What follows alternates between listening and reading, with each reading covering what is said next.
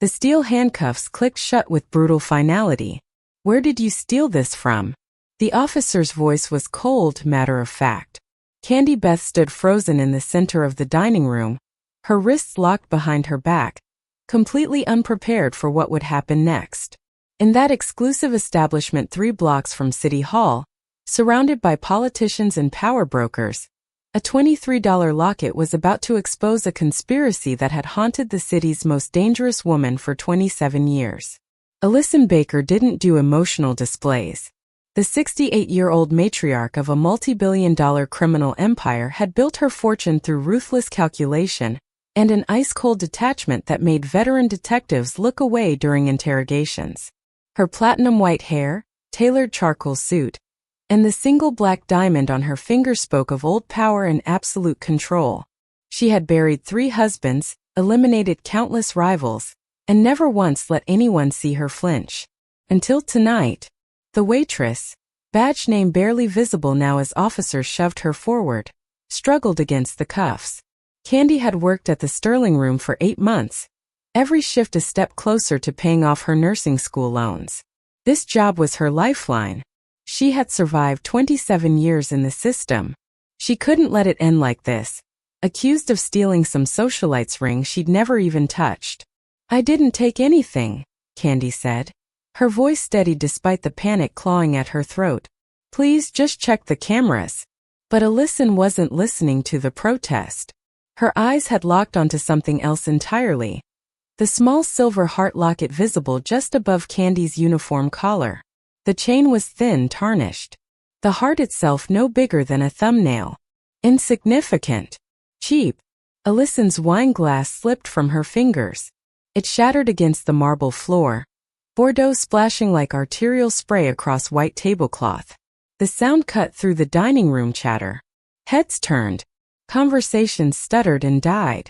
Because Alyson Baker, the woman who had orchestrated territorial wars without raising her voice, who had walked away from a federal grand jury with a smile, had gone ghost white. Her hand flew to her chest. Her breathing went shallow. "Wait," Alyson whispered. The word barely carried, but it stopped the officer's mid-step. Everyone in the Sterling Room knew that voice. Aldermen knew it. Judges knew it. The chief of police dining 2 tables over knew it. When Alyson Baker spoke, the city held its breath. The head manager, Marcus Webb, materialized at her table, his expression tight with manufactured concern. Marcus had run the Sterling Room for 6 years with obsessive precision. He had made his reputation on discretion and control. No scandals. No scenes. The wealthy came here specifically because problems disappeared quietly. "Mrs. Baker, I assure you we have this situation handled," Marcus said smoothly, positioning himself between Alyson and the handcuffed waitress. "The police have been very cooperative. She'll be processed and your evening won't be. Let her go." The command cut through his placation like a blade. Marcus blinked. "I'm sorry." The handcuffs. Alyson's voice had regained its edge, but something underneath it had fractured. "Take them off. Now." The officers exchanged glances. The one holding Candy's arm loosened his grip slightly, confused. Alyson Baker had never intervened on behalf of service staff. She had never intervened on behalf of anyone. Her reputation was built on strategic indifference. "Mrs. Baker," Marcus began again, his tone more careful now. "The young woman was caught with Mrs. Davenport's ring in her apron pocket. The evidence is quite clear. I need to see that necklace." The entire restaurant had gone silent now. Forks hovered over plates. Champagne flutes froze halfway to lips. Alyson Baker, known throughout the city for her composure and her capacity for violence, had tears gathering in her eyes. Actual tears, pooling at the edges of her carefully made-up lids, threatening to spill down her powdered cheeks. Candy's heart hammered against her ribs. She had no idea what was happening, but she knew the look in the older woman's eyes. She had seen it once before in a mirror, the day she learned her entire childhood file had been a fabrication. It was the look of someone who had just found something they thought was buried forever. If this one pulled you in, please subscribe and stay with the channel. More stories like this are coming. The steel handcuffs clicked shut with brutal finality. Where did you steal this from? The officer's voice was cold, matter of fact. Candy Beth stood frozen in the center of the dining room, her wrists locked behind her back, completely unprepared for what would happen next. In that exclusive establishment 3 blocks from City Hall, surrounded by politicians and power brokers, a $23 locket was about to expose a conspiracy that had haunted the city's most dangerous woman for 27 years. Alyson Baker didn't do emotional displays. The 68-year-old matriarch of a multi-billion-dollar criminal empire had built her fortune through ruthless calculation and an ice-cold detachment that made veteran detectives look away during interrogations. Her platinum-white hair, tailored charcoal suit, and the single black diamond on her finger spoke of old power and absolute control. She had buried 3 husbands, eliminated countless rivals, and never once let anyone see her flinch. Until tonight. The waitress struggled against the cuffs as officers shoved her forward. Candy had worked at the Sterling Room for 8 months, every shift a step closer to paying off her nursing school loans. This job was her lifeline. She had survived 27 years in the system. She couldn't let it end like this, accused of stealing some socialite's ring she'd never even touched. "I didn't take anything," Candy said. Her voice steadied despite the panic clawing at her throat. "Please just check the cameras." But Alyson wasn't listening to the protest. Her eyes had locked onto something else entirely. The small silver heart locket visible just above Candy's uniform collar. The chain was thin, tarnished. The heart itself no bigger than a thumbnail. Insignificant. Cheap. Alyson's wine glass slipped from her fingers. It shattered against the marble floor, Bordeaux splashing like arterial spray across white tablecloth. The sound cut through the dining room chatter. Heads turned. Conversations stuttered and died. Because Alyson Baker, the woman who had orchestrated territorial wars without raising her voice, who had walked away from a federal grand jury with a smile, had gone ghost white. Her hand flew to her chest. Her breathing went shallow. "Wait," Alyson whispered. The word barely carried, but it stopped the officer's mid-step. Everyone in the Sterling Room knew that voice. Aldermen knew it. Judges knew it. The chief of police dining 2 tables over knew it. When Alyson Baker spoke, the city held its breath.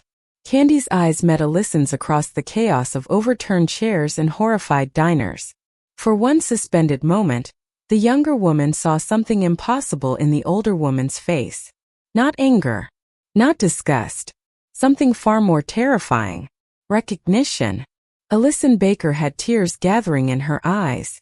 Actual tears, pooling at the edges of her carefully made-up lids, threatening to spill down her powdered cheeks. The entire restaurant had gone silent now, watching the city's most feared woman come undone over a handcuffed waitress wearing a worthless piece of jewelry. Candy's heart hammered against her ribs. She had no idea what was happening, but she knew the look in the older woman's eyes. It was the look of someone who had just found something they thought was buried forever. The back office smelled like leather and old cigars. Candy sat in a chair that cost more than her monthly rent, wrists finally free but still burning from the cuffs. Marcus Webb hovered near the door, his face a mask of barely controlled panic. The officers had retreated to the hallway after one phone call from Alyson's attorney, but they hadn't left. Not yet. Alyson stood by the window, her back to the room, fingers pressed against the glass like she was trying to hold herself upright. The composure had returned, but it was fragile now. A porcelain vase with hairline cracks running through it. "The necklace," Alyson said without turning. "Tell me about it." Candy's hand moved instinctively to her throat, touching the locket through her uniform. "It's mine. I've had it since I was a baby." "That's not what I asked." The words came out sharp, controlled. The voice of a woman who had spent decades getting exactly what she wanted through sheer force of will. Candy had heard that tone before from caseworkers and group home administrators. People who held your entire life in their hands and knew it. "I don't know where it came from," Candy said carefully. "The social worker who processed my intake said it was pinned to my blanket. That's all I have. That and a first name that probably isn't even real." Alyson turned slowly. Her face had aged 10 years in 10 minutes. What name? Candy. No last name on file. They gave me Beth at the hospital and Baker came from the first foster family. She laughed, but it came out hollow. Guess I got lucky. Could have been stuck with something worse. The color drained from Alyson's face again. Baker, she repeated, the word barely audible. Marcus cleared his throat. Mrs. Baker, perhaps we should. Get out. He blinked. Excuse me. Get out of my sight before I have you removed from this building in a bag. The threat was delivered with such casual precision that Marcus went pale. He stumbled backward, fumbling for the door handle, and disappeared into the hallway without another word. The silence that followed was suffocating. Alyson crossed the room with deliberate steps and sat in the chair across from Candy. Close, she looked different. Older. Haunted. The carefully constructed armor had cracked wide open, revealing something raw and desperate underneath. That locket, Alyson said, her voice breaking slightly, was custom-made in 1998 by a jeweler in Brooklyn. I commissioned 2 of them. Identical. One for my daughter, Caroline. One for my granddaughter. She paused, her hands trembling in her lap. My granddaughter disappeared 27 years ago. Stolen during a gang war. I was told she was dead. Candy's breath caught. The room tilted sideways. The necklace you're wearing, Alyson continued, tears finally spilling down her cheeks, is the only link I have to a past before I lost everything that mattered. And you're telling me it's been around your neck this entire time. The words hung in the air like smoke. Candy touched the locket again, feeling the weight of it differently now. Not just a piece of cheap jewelry. A gravestone. A ghost. A 27-year-old lie. Alyson's hand shook as she pulled the leather wallet from her jacket. Not the designer clutch on the desk. Not the $1,000 handbag by the chair. This was something else entirely. Worn brown leather. Creased and softened by decades of being carried close. A relic from another life. I haven't shown this to anyone in 15 years, Alyson said quietly. Her fingers moved across the surface like she was handling something sacred. Something that might disintegrate if she wasn't careful. Candy sat frozen, her pulse hammering in her ears.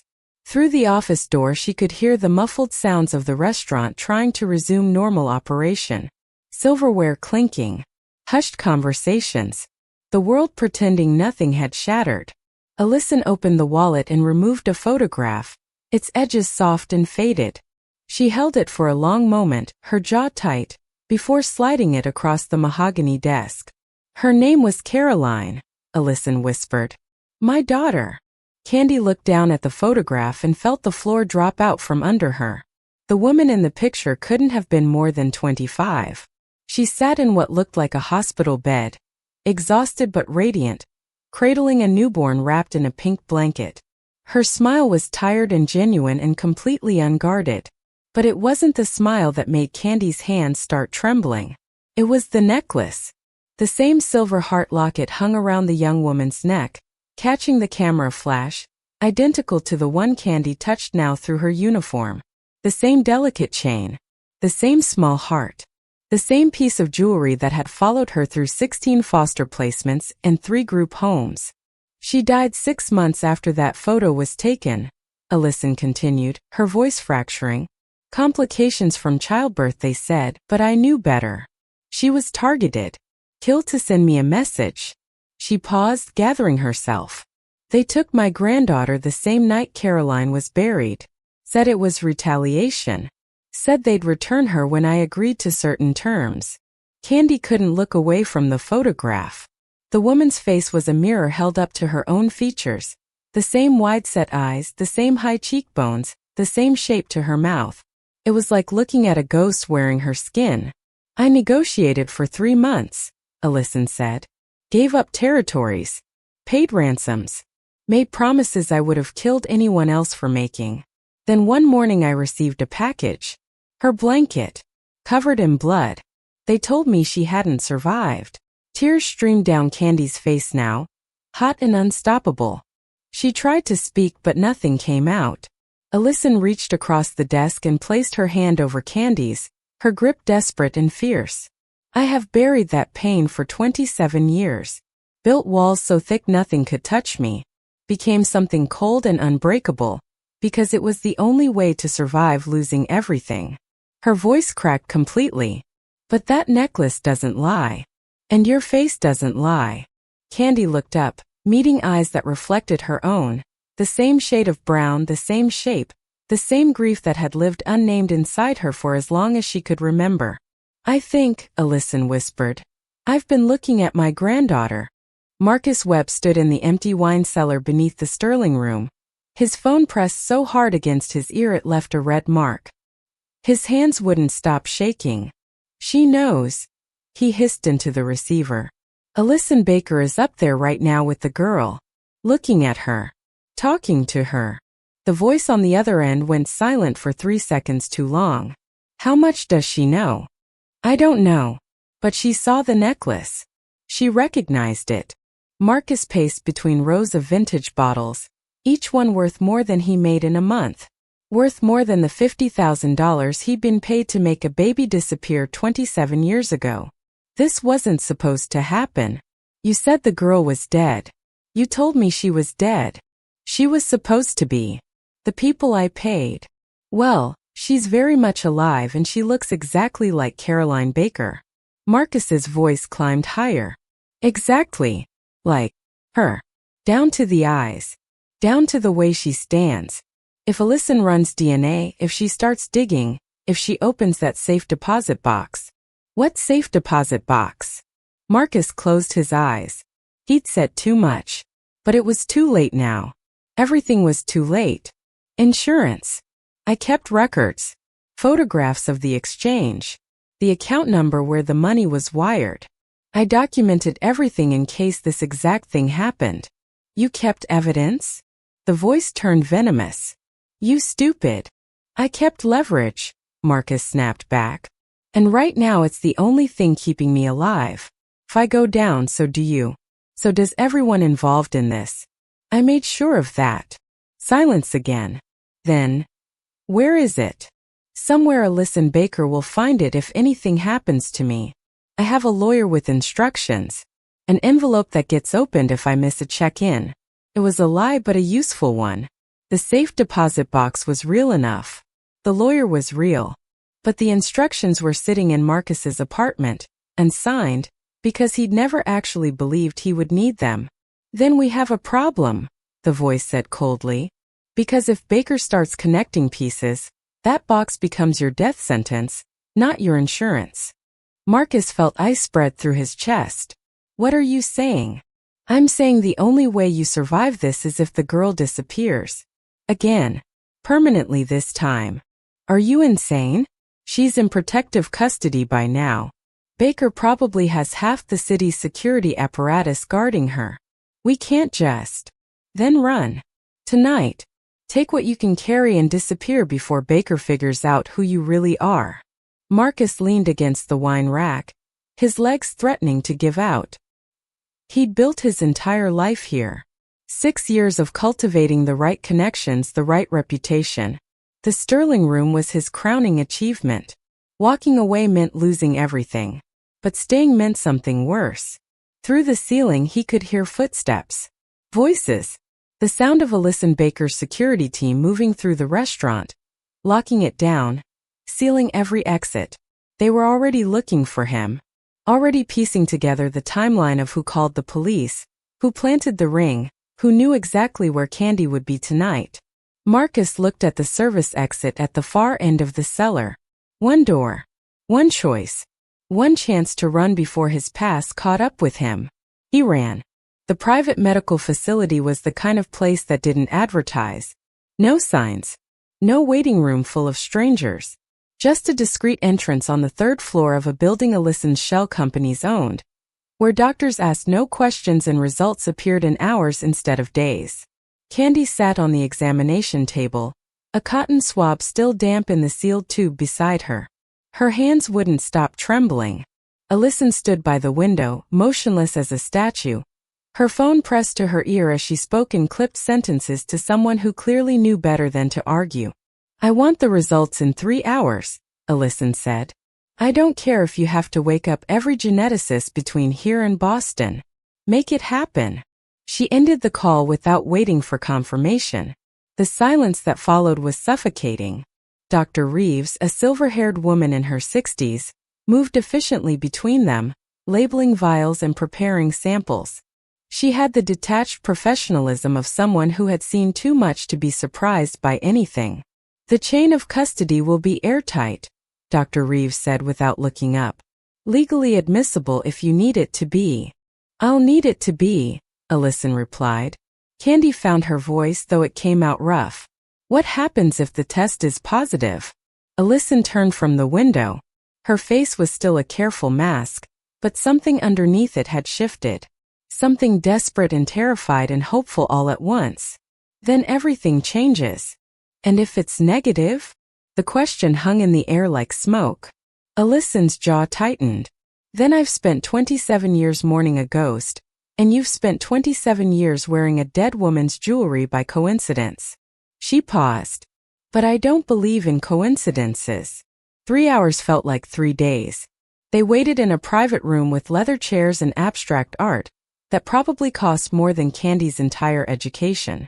Alyson made phone calls, gave orders, moved pieces on a chessboard Candy couldn't see. But every few minutes her eyes would drift back to Candy, studying her face like she was trying to memorize it before it disappeared. When Dr. Reeves finally returned, her expression was carefully neutral. She carried a sealed folder and a tablet displaying columns of numbers and genetic markers that meant nothing to Candy. "The results are conclusive," Dr. Reeves said, setting the folder on the table between them. "Mitochondrial DNA is a direct match. Nuclear DNA confirms a grandparent-grandchild relationship with 99.97% certainty." The words seemed to come from very far away. Alyson's hand flew to her mouth. For the first time since the restaurant, her composure shattered completely. She made a sound that was half sob, half gasp, and her knees buckled. Dr. Reeves moved to steady her, but Alyson waved her off, gripping the edge of the table instead. "Say it again," Alyson whispered. "I need to hear you say it again." Dr. Reeves met her eyes with quiet compassion. "She's your granddaughter, Alyson. There's no doubt." Candy felt the room tilt. 27 years of questions. 27 years of being nobody's child. 27 years of carrying a name that didn't belong to her. And a past that was nothing but blank spaces and lies. And now in 3 hours, everything she thought she knew had been rewritten. Alyson crossed the space between them and pulled Candy into an embrace so fierce it hurt. She was crying now, actually crying, her shoulders shaking with decades of grief finally given permission to surface. "I've got you," Alyson whispered against Candy's hair. "I've got you now. And I'm never letting go." Marcus Webb made it exactly 4 blocks before the black SUV cut him off. He'd taken the service exit, moved through the alley behind the Sterling room with his overnight bag and $20,000 in cash from the office safe. His car was parked 2 streets over. He'd been so careful, so methodical. But when the vehicle screeched to a halt in front of him, blocking the narrow street, Marcus understood with perfect clarity that he had never been careful enough. 2 men emerged. Not police. Worse, Alyson Baker's private security. The kind of men who made problems disappear without paperwork or questions. "Mrs. Baker would like a word," the taller one said. It wasn't a request. They drove him to a warehouse on the waterfront, the kind of place that appeared on no official maps. Inside, industrial lights cast harsh shadows across concrete floors stained with things Marcus didn't want to think about. Alyson stood in the center of the space, arms crossed, her face carved from ice. Candy sat on a metal folding chair behind her, watching with wide eyes. "You ran," Alyson said simply. "Innocent men don't run, Marcus. I don't know what you're talking about." His voice cracked despite his best effort. Alyson nodded to one of her men. He dropped Marcus's bag onto a table and unzipped it. Cash. Passport. A plane ticket to Sao Paulo leaving in 6 hours. And beneath it all, A small leather-bound ledger Marcus had grabbed from his apartment safe. The ledger he should have burned years ago. Alyson picked it up, flipping through pages covered in dates, account numbers, and names. Her finger stopped on an entry from December 1998. Her eyes narrowed. Package delivered. $50,000 received. Confirmation from JVR. She read aloud. JVR. She looked up, and Marcus saw his death written in her expression. James Vincent Russo. My business partner. Marcus's legs nearly gave out. You worked for Vincent, Alyson continued, her voice dropping to something deadly quiet. He paid you to make my granddaughter disappear. To send me that blanket covered in pig's blood. To make me believe she was dead so I would be weak enough for a takeover. She stepped closer, and Marcus could smell her perfume mixed with something sharper. Fury. You framed her tonight because she started looking too much like Caroline. You panicked.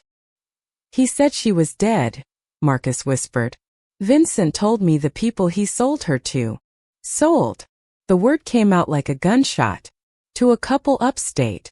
Childless. They paid Vincent $60,000 for a baby with no paper trail. But something went wrong. They abandoned her at a hospital 3 months later.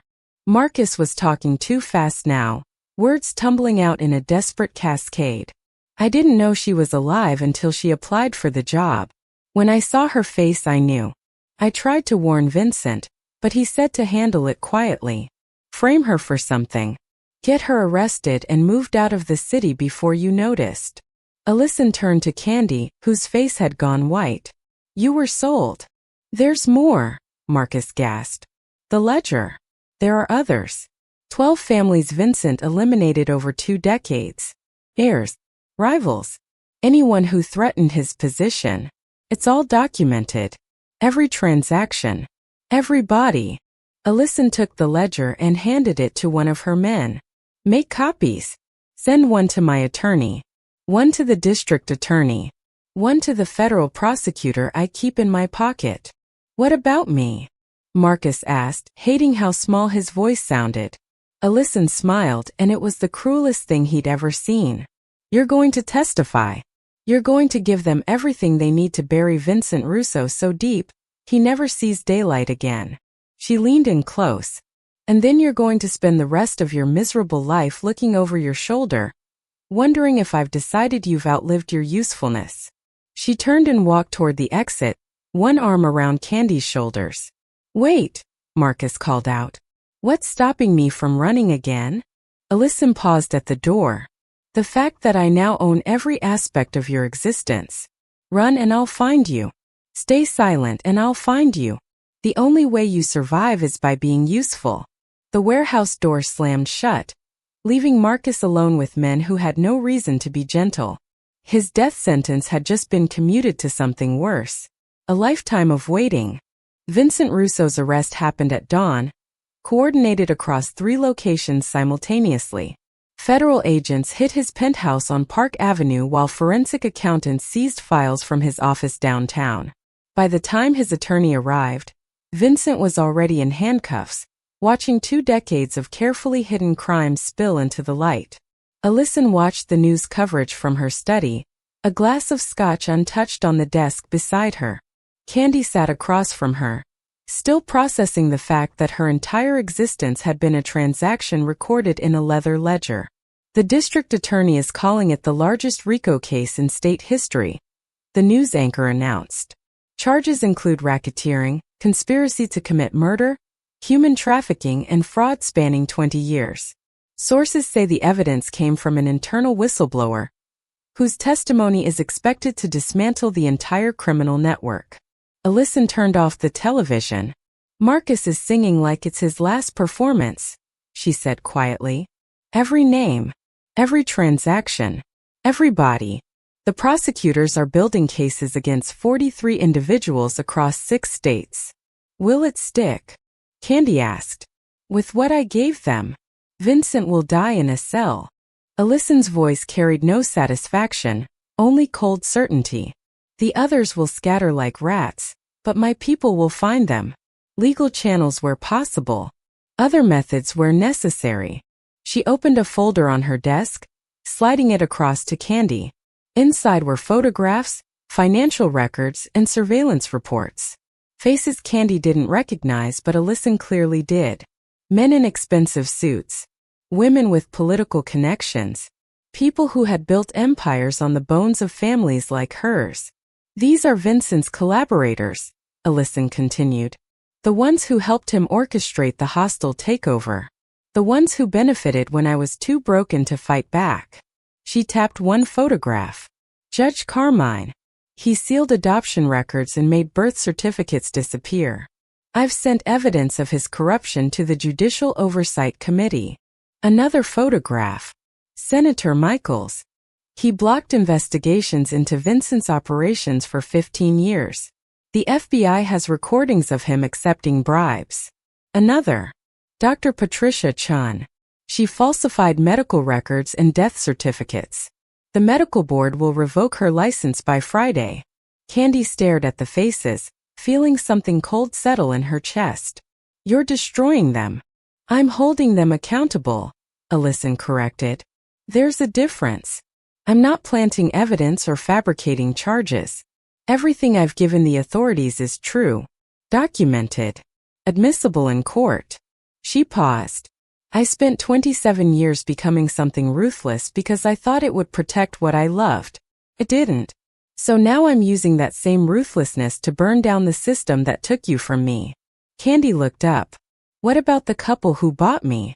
The ones Vincent sold me to? Alyson's expression softened slightly. Dead. Car accident in 2003. But I tracked down the agency they used. The woman who brokered the sale is facing federal trafficking charges. She won't see freedom again. The weight of it settled over the room like snow. 43 lives unraveling. Careers ending. Empires crumbling. All because Alyson Baker had finally found something worth fighting for that wasn't revenge. Is this justice? Candy whispered. Alyson met her eyes. No. Justice would be getting back the 27 years they stole from us. This is just making sure they can't steal from anyone else. Outside, the sun rose over a city that had no idea how many powerful people would wake up to subpoenas and search warrants. How many carefully constructed lies were about to collapse under the weight of a grandmother's fury. Alyson raised her scotch glass in a silent toast. The reckoning had only just begun. 18 months later, Candy stood in her apartment, the one she'd chosen herself, not the penthouse Alyson had offered, staring at the diploma on her wall. Bachelor of Science in Nursing. Summa cum laude. The paper was still crisp, the ink still fresh. She'd walked across that stage 3 days ago while Alyson sat in the front row, crying without shame. Her phone buzzed. A text from Alyson. The lawyers finalized the paperwork. It's official. Candy pulled up the press release on her laptop, reading words that still didn't feel entirely real. Baker Foundation announces $500 million initiative to reform foster care system. New organization will provide educational funding, mental health services, and advocacy for system-involved youth. $500 million. The number was incomprehensible. It was more money than Candy had seen in her entire life, now dedicated to making sure other children didn't grow up the way she had. Nameless, placeless, belonging to no one. The foundation had taken a year to build. Lawyers, accountants, policy experts, former foster youth who understood the system's failures from the inside. Candy had insisted on that part. No board member who hadn't lived it. No decisions made by people who thought they understood trauma from the outside. She'd fought Alyson on the name. Wanted it to be something neutral, something that didn't carry the weight of criminal history. But Alyson had been firm. They took the Baker name from you once, she'd said. I won't let that happen twice. Let them see what that name builds now. There was a knock at the door. Candy opened it to find Alyson standing in the hallway, dressed down in slacks and a sweater instead of her usual armor of designer suits. She looked smaller somehow, more human. Ready? Alyson asked. They drove to the old group home on Fletcher Street, the one where Candy had spent 3 years between ages 14 and 17. It was empty now, scheduled for demolition. But before the wrecking crews arrived, Candy had wanted to see it one last time. They stood in the common room where Candy used to do homework at a SCARD table, where she'd celebrated her 16th birthday alone because her caseworker had forgotten. The walls were covered in graffiti now. Names and dates and desperate declarations that someone had existed here.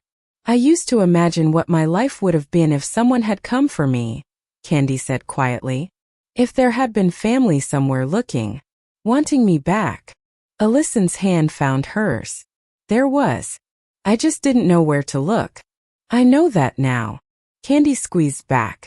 But there are thousands of kids who don't have anyone looking, who age out at 18 with nothing but a trash bag of belongings and a system that's already forgotten them. Not anymore, Allison said firmly. Not if we can help it. They walked out together, leaving the building to its ghosts. Outside, Candy's phone buzzed again. The first scholarship applications had started coming in. 47 in the first hour. Kids who needed someone to believe they were worth investing in. Candy read through the first application. A 17-year-old girl in Brooklyn who wanted to be a teacher. Who'd been in 12 placements. Who'd kept her grades up despite everything. She approved it immediately. One down, Candy murmured. Allison smiled. 46 to go. Then 1,000 more after that. They drove toward the foundation's offices, toward the work that would define the rest of their lives, toward a legacy built not on fear or power, but on the radical act of making sure no child ever felt as alone as Candy once had. The Baker name would mean something different now. It would mean hope. The ballroom held 300 people, but Candy could only see the lights. Blinding. Hot. The kind of attention she'd spent her entire life avoiding. Beside her at the podium, Allison stood with the quiet confidence of someone who had faced down senators and survived federal investigations. She'd worn her armor tonight, the tailored suit, the diamond earrings, the silver hair styled with precision. But when she looked at Candy, the armor cracked just enough to show what lay beneath. Love. Fierce and unapologetic. Thank you for being here, Allison began, her voice carrying across the room with practiced ease. 2 years ago, I thought I knew what power meant. I built an empire through calculation and control. I believed strength came from walls so thick nothing could touch you. She paused, her hand finding Candy's. I was wrong. The room went silent. Cameras flashed. Reporters leaned forward. Real power, Allison continued, is standing here with my granddaughter and admitting that the strongest thing I ever did was let those walls fall. Candy was stolen from me 27 years ago. Sold. Hidden. Erased from every record that mattered. The system failed her at every turn. And when I finally found her, she was being arrested for a crime she didn't commit. Candy felt the weight of 300 pairs of eyes. She'd rehearsed this moment a dozen times, but the words still felt impossible. She stepped closer to the microphone. I grew up believing I was nobody's child, Candy said, her voice steadier than she expected. 16 placements. 7 caseworkers. A name that came from a hospital intake form, and a necklace that was supposed to be worthless. She touched the locket at her throat, the same one she'd worn that night at the Sterling Room. But this necklace was never worthless. It was a breadcrumb trail back to family, back to belonging, back to a grandmother who never stopped grieving what she'd lost. Allison's eyes glistened, but she didn't look away. The Baker Foundation exists because we understand what it means to be stolen from your own life, Candy continued. We understand the gaps in the system, the children who fall through, the 18-year-olds who age out with nothing but trauma and a trash bag. We're changing that. One scholarship at a time, one therapy session at a time, one child at a time who deserves to know they matter. She turned to Allison, and the carefully prepared speech dissolved. My grandmother taught me that family isn't just blood, Candy said, her voice breaking slightly. It's the choice to show up, to fight, to burn down every obstacle between you and the people you love. She spent 27 years searching for me in 1,000 different ways. And when she found me, she didn't just give me her name. She gave me purpose. Allison pulled Candy into an embrace, and the cameras captured what no amount of money or power could manufacture. Two women who had been shattered by the same loss, now standing whole. When they pulled apart, Alyson addressed the room one final time. "We can't give back the years that were stolen," she said. "But we can make sure the next generation doesn't lose theirs. That's what the Baker name means now. That's our legacy." The applause started slowly, then built into something thunderous. But Candy barely heard it. She was looking at her grandmother, at the woman who had moved heaven and earth to find her, who had weaponized an empire for love instead of revenge. "Family is everything," Alyson whispered, meant only for Candy's ears. Candy squeezed her hand.